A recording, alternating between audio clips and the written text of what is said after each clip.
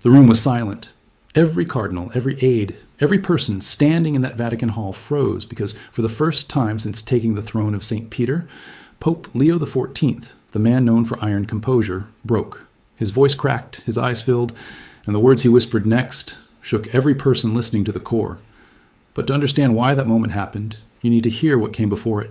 And trust me, what led to those tears will change the way you see your own family tonight. The week of July 1st, 2026, was already one of the most intense of Leo's entire papacy. The Vatican was running on fumes. Staff moved through marble corridors with stacks of documents. Phones rang constantly. Diplomatic cables arrived from Washington, from Brussels, from the United Nations. Assistants barely slept. Security protocols had been doubled. The papal schedule was packed tighter than anyone could remember since the funeral of Pope Francis 14 months earlier. And behind closed doors, a tension was building that had nothing to do with politics or diplomacy. A tension that was entirely personal. Something the Pope had been carrying for weeks. Something he had only hinted at in private conversations with his closest Augustinian brothers. Something about his family, about the people who came before him, about the ones who never got to see what their sacrifices had built. Three things were converging at the same time, and together they would produce the most emotionally raw moment of this papacy. First, the Liberty Medal ceremony scheduled for July 3rd at the National Constitution Center in Philadelphia. The first American pope had been chosen to receive one of the highest civic honors in the United States on the eve of the country's 250th birthday. He would speak via live video from the Vatican to a crowd representing more than 30 faiths. Second, his pastoral visit to Lampedusa, the tiny Italian island in the Mediterranean that had become the front line of Europe's migration crisis. The visit was set for July 4th, the same day America celebrated its independence. A deliberate, powerful choice. And third, the one no one saw coming, a private meeting inside the apostolic palace that would change the entire tone of his papacy, a meeting about grandparents. The idea had started weeks earlier. In mid-June, the Vatican released Pope Leo's official message for the 6th World Day of Grandparents and the Elderly, set for July 26th. The theme he had personally chosen was taken from the book of Isaiah, chapter 49, verse 15. I will never forget you. When Vatican officials first saw the draft, they assumed it was standard. Another pastoral letter, another well-crafted message from the communications team. But they were wrong. The Pope had written the first version himself in longhand on yellow legal pads, the same kind he had used since his days as a seminary student in Michigan. And it wasn't a speech, it was a confession. He wrote about growing up in Dolton, Illinois, a suburb on the edge of Chicago's far south side. He wrote about his mother, Mildred, the librarian who called her 3 sons to Mass at 6:30 every morning before school. He wrote about his father, Louis, the World War II veteran who stormed the beaches of Normandy and came home to teach children in public schools.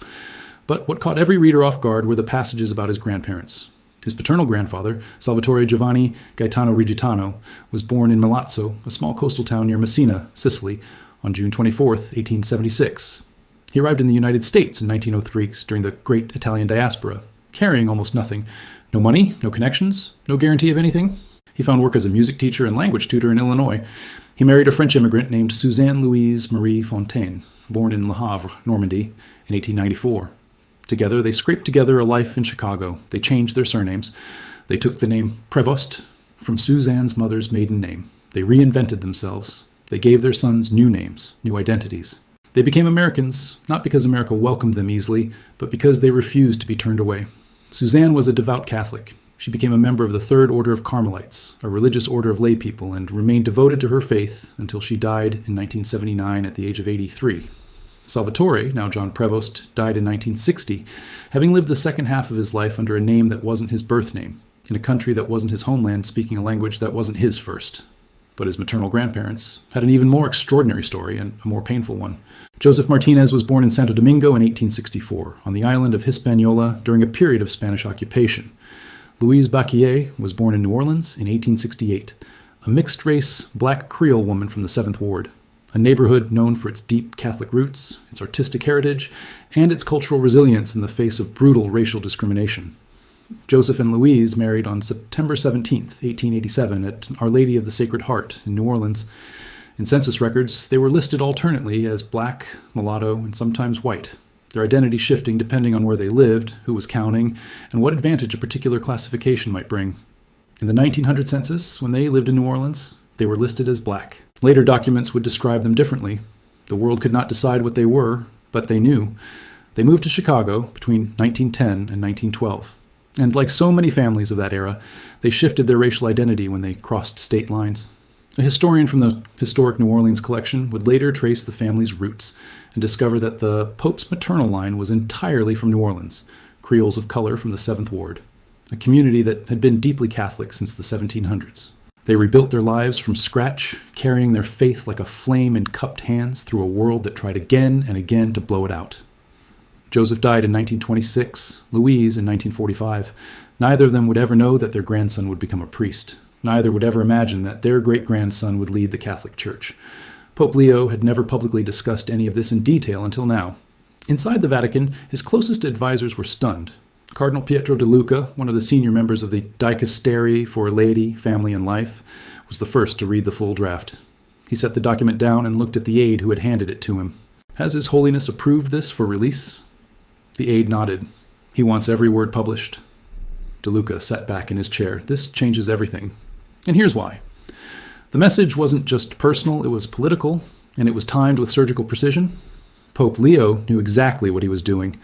In the same week, he would accept the Liberty Medal honoring religious freedom and visit Lampedusa honoring migrant dignity. He was publishing the most intimate document of his papacy, a document about grandparents, about immigrants, about memory, about the duty to remember. It was a single thread woven through 3 separate events, and it carried one devastating message. We are forgetting the people who made us. Inside the Apostolic Palace, on the evening of July 1st, Leo called an unscheduled meeting with a small group of advisors, not cardinals, not diplomats. He asked for the heads of 3 Vatican social departments, 2 representatives from Caritas Internationalis, and 1 elderly nun, Sister Maria Angelica, who had spent 43 years running a care home for abandoned seniors in Calabria. The meeting began at 9:15 in the evening. The Pope entered the room without fanfare. He wore a simple white cassock, no ceremonial stole, no ring on display. He looked tired. The schedule for the week ahead was brutal, and at 70 years old, the pace was visibly wearing on him. He sat down and opened a leather folder. I want to talk about what's happening in our families, he said. The room was still. He pulled out a set of printed statistics, studies from the European Commission, data from the World Health Organization, reports from the Italian National Institute of Statistics. He spread them across the table. The numbers were horrifying, and what made them worse was that almost nobody was talking about them. In Italy alone, more than 3 million elderly people lived in complete social isolation. Not partial isolation, complete. No regular visitors, no meaningful social contact, just walls, silence, and the sound of a television that nobody else was watching.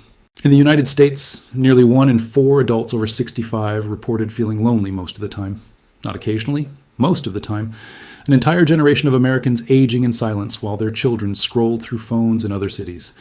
In Japan, the phenomenon of kodokushi, solitary death, has reached epidemic levels. Elderly people dying alone in their apartments, sometimes not discovered for weeks, sometimes months. In some documented cases, remains were found only because of the smell. In care homes across Europe, a growing number of residents went entire months without a single family visit. Staff members reported that some patients asked every morning if today was the day someone would come. Every morning the answer was almost always no. Leo spread the papers on the table and looked at each person in the room. Leo read one statistic aloud. His voice was flat, controlled. But the room could feel the pressure building. In 2025, he said, an Italian social services report documented that in over 400 cases across Lombardy and Veneto, elderly people in assisted living facilities received 0 visits in an entire calendar year. 0. He let the number hang. Then he said something that hit everyone in the chest. We talk about the crisis of faith. We talk about empty churches. We talk about secularism. But no one talks about the empty chairs at the bedside of a dying grandmother. No one talks about the grandfather who eats alone every single night. No one talks about the rosary beads that sit untouched on a nightstand because there is no one left to pray with. He paused. That is not just a social problem. That is a spiritual catastrophe.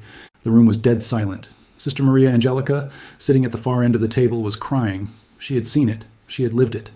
For 4 decades, she had watched families drop off their parents and never come back. She had held the hands of dying men and women who whispered the names of children who would never visit. Leo looked at her. He didn't say anything for a long moment. He just looked at her. Then he spoke again. My mother used to tell me something. She would say, the day you forget who raised you is the day you stop being human. She didn't mean it philosophically. She meant it literally. She was talking about her parents, about my grandmother Louise, about my grandfather Joseph. People who crossed oceans and carried their faith through poverty, through racism, through erasure. People who were listed as one race on one census and another race on the next. because the world didn't know what to do with them. But they knew who they were, and they made sure we knew too. But what happened next was the moment that broke everything open. Leo reached into his folder and pulled out a photograph. It was old, creased, black and white. He held it up so the room could see it. It showed a young woman in a dark dress standing on the steps of a church. She held a baby in her arms. Behind her stood a man in a worn suit, his hand resting on her shoulder. "This is my grandmother Louise," Leo said, "and my grandfather Joseph. The church behind them is Our Lady of the Sacred Heart in New Orleans. The year is 1891. My mother is not born yet. She will be born 20 years later in Chicago." He looked at the photo for a long time. Louise was a Creole woman from the 7th Ward. She could not enter most churches through the front door. Joseph had come from the Dominican Republic with nothing. They married in this church because it was one of the few that would accept them. And they raised their children in a faith that the world tried to deny them the right to practice. His voice began to waver. "My mother inherited that faith. She passed it to me. Every morning 6:30 Mass, every single morning. 'Jesus is your best friend,' she would say. 'Mass is how you find that friend.'" He put the photograph down. "She died in 1990. Cancer. I was 34 years old. I was in Peru doing missionary work. I didn't get to say goodbye the way I wanted to. The room was barely breathing. My father died 7 years later, 1997. He had served his country in Normandy. He had taught children for decades. He died quietly, and the world moved on." Leo's jaw tightened. "But I never moved on. And I refuse to let this church move on from the people who built it. Because, let me tell you something, every cathedral, every parish, every mission station in the world exists because a grandmother somewhere got on her knees and prayed for it. Every priest who ever stood at an altar was once a boy whose grandfather told him stories about God." His voice cracked on the last word. "And then, the Pope of the Roman Catholic Church, the leader of 1.4 billion souls, cried, not dramatically, not performatively. He cried the way old men cry when they remember the people they loved and lost. Quietly, with his eyes closed, his hand pressed against the table, no one in the room spoke. No one dared. Internationalis. And the Pope made clear that it was to be funded not from investment portfolios or endowments, but from direct contributions, including a reallocation from the Vatican's existing administrative budget. The cost estimate was staggering. Vatican financial offices began running numbers immediately. Some pushed back hard. The churches were already strained after years of scandal, reform, and the lingering economic impact of the pandemic years. One senior financial officer reportedly told a colleague in the hallway, "This will cost us tens of millions. Does he understand what he's asking?" When that comment reached the Pope, and then in the Vatican everything reached the Pope, his response was immediate and sharp. "It will cost us more to do nothing, because a church that forgets its elders has already forgotten God." That line spread through the Vatican like wildfire. By the next morning, every department had heard it. Some cheered, some braced themselves, but no one questioned whether the Pope meant it. By the morning of July the 2nd, the full text of Leo's Grandparents' Day message was being reviewed by the Communications Office for publication. But something had changed. The staff who read it now read it differently. The words were no longer just a message. They were a manifesto. "Through the prophet Isaiah, the Lord promises that he will never forget any of us," the document read. "He assures us that he has engraved our faces on the palms of his hands, and that his love is greater than a mother's love for her child." The passage went on to describe the painful feeling of being forgotten, something the Pope said was shared by millions of elderly people around the world. He wrote about care facilities where each person's uniqueness risks being reduced to a bed number or an illness. He wrote about children forced to migrate, leaving parents behind, about wars that shattered family bonds, about an economy that treated the elderly as disposable. And then came the line that would dominate headlines for days. Our societies, everywhere in the world, are growing all too accustomed to letting this significant and enriching part of their life be marginalized and forgotten. The words hit differently because everyone knew this was not a man speaking from theory. This was a man who had lost his own parents while serving overseas, a man whose grandparents had been immigrants, outsiders, survivors, a man who understood erasure on a deeply personal level. And then July 3rd arrived. The Liberty Medal ceremony in Philadelphia was supposed to be about freedom, about the 250th anniversary of the United States, about the first American Pope receiving a civic honor on the eve of Independence Day. But Leo made it about something else. In his virtual address from the Vatican, broadcast live to a crowd on Independence Mall and streamed to millions around the world, he praised America's founding ideals. He spoke of unity, justice, and peace. He spoke of immigrants, the successive waves whose hopes, sacrifices, and contribution had shaped the nation. But buried in the speech was a passage that caught everyone off guard. He spoke about the Declaration of Independence and then pivoted. He talked about the declaration every family makes when it chooses to remember its elders. He talked about the freedom that comes not from constitutions, but from the decision to honor the people who came before you. A country's vitality, he said, is deeply tied to the value it affords human life in every form and condition. Every form, every condition, including the old, including the forgotten. Governor Josh Shapiro of Pennsylvania called him a religious leader who has made an extraordinary impact on our world. But behind the scenes, Vatican insiders said the Pope had almost declined the award. He only accepted when he realized the timing aligned with his broader message, that liberty without compassion is hollow, that freedom without memory is amnesia. And then came the day that connected every thread.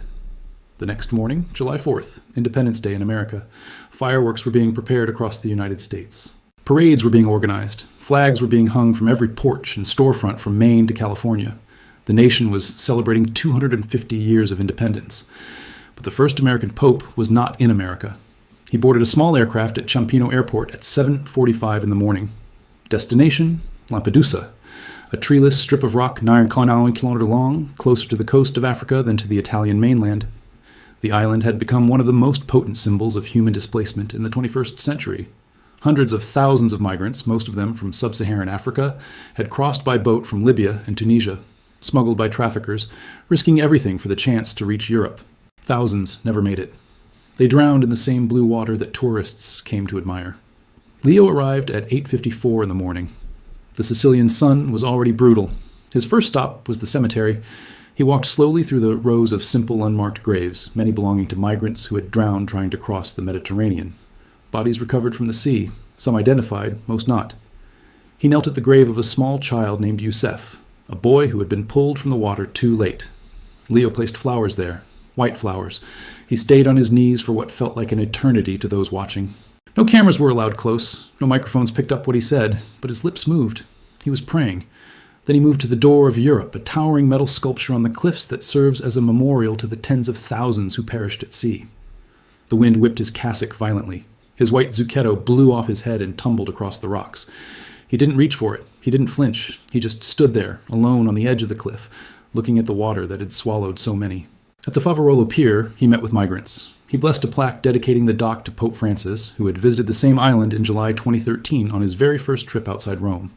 And then a boy walked up to him. The boy's name was Leo. He had arrived on the island 10 years earlier, having lost his mother during the crossing. He was alone. He had nothing. He told the Pope that when he first arrived, he couldn't stop crying until someone gave him a ball. From that day, the boy said, the ball stayed in my heart and I never stopped playing. He handed the Pope a ball and a letter.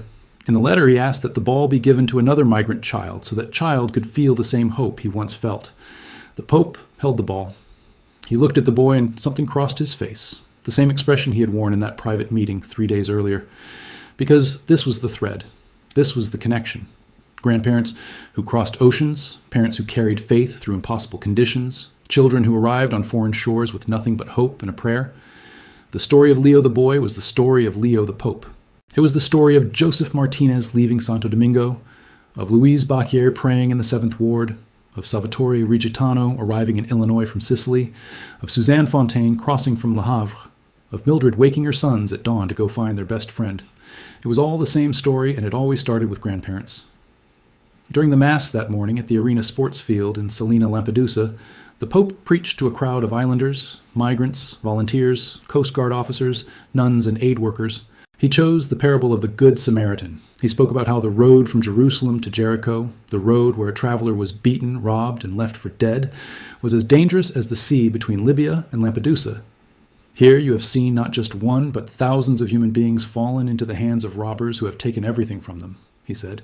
The sea has claimed the lives of others, those who did not manage to reach their hoped-for destination.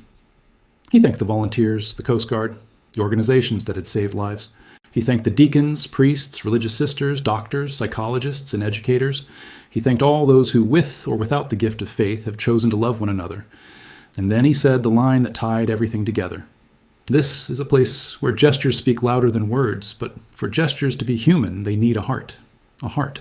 The same word he had used 3 nights earlier in the Vatican when speaking about grandparents, the same idea, the same thread.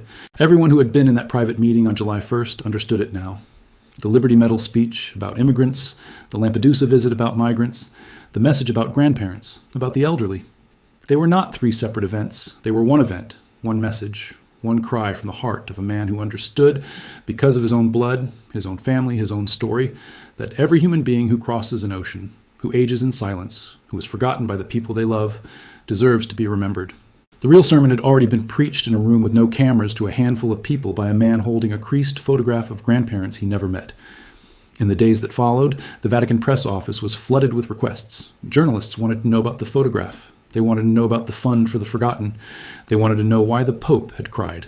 The Vatican declined to comment on the private meeting, but a source close to the Pope said something that was later reported by multiple Italian outlets. His Holiness said that when he held the photograph of his grandparents, he realized something. He said, "They never saw me become a priest. They never saw me become a bishop. They never knew I would sit in this chair. But everything I am began with them. Every decision I ever made started in a kitchen in Chicago, where my mother told stories about people I would never meet. And those stories were my foundation. Without them, I am nothing." That quote was never officially confirmed, but it spread across Catholic media within 48 hours. Parishes from Buenos Aires to Manila read it aloud at Sunday Mass. Youth groups printed it on posters. Elderly parishioners cut it from newspapers and taped it to their refrigerators because it was true. Not theologically true, not politically true, humanly true. The kind of truth that doesn't need a footnote or a citation. The kind of truth you feel in your chest before your brain has time to process it. Everyone who heard it thought of their own grandmother, their own grandfather. The kitchen table where cookies cooled on a wire rack. The rocking chair that creaked in a rhythm you could recognize with your eyes closed. The morning prayer said in a voice that trembled with age but never with doubt. The stories that were told so many times they became part of your bones. Stories about the old country, about the crossing, about the first apartment, about the job that broke their back but paid for school. And they asked themselves the question Leo had asked that room in the Vatican. When was the last time you visited? When was the last time you called? When was the last time you sat with them? Not for a holiday, not for an obligation, but just to sit and say the words that matter more than any prayer in any language. I remember you. I carry you. You are not forgotten. How many of us have grandparents still living who haven't heard our voice in weeks, in months? How many of us made promises we haven't kept? How many of us assume there will always be more time until there isn't? The Pope of Rome wept for grandparents he never met. What does that say about those of us who still have the chance and don't take it? The World Day of Grandparents and the Elderly is July 26th. Pope Leo chose the theme, "I will never forget you," from the prophet Isaiah. But now everyone knows he wasn't just quoting scripture. He was making a promise to Louise, to Joseph, to Suzanne, to Salvatore, to Mildred, to Louis. A promise that the grandson who became Pope would never let the world forget what grandparents really are. Not relics, not burdens, not bed numbers in a care facility. Foundations, living, breathing, irreplaceable foundations. And if the Pope of Rome can cry for his grandparents, maybe the rest of us can pick up the phone. The church that remembers is the church that survives. Pope Leo knows this. He learned it at 6:30 in the morning in a suburb of Chicago from a mother who learned it from a grandmother who learned it from a prayer whispered in a New Orleans church that almost didn't let her through the front door. That chain cannot break.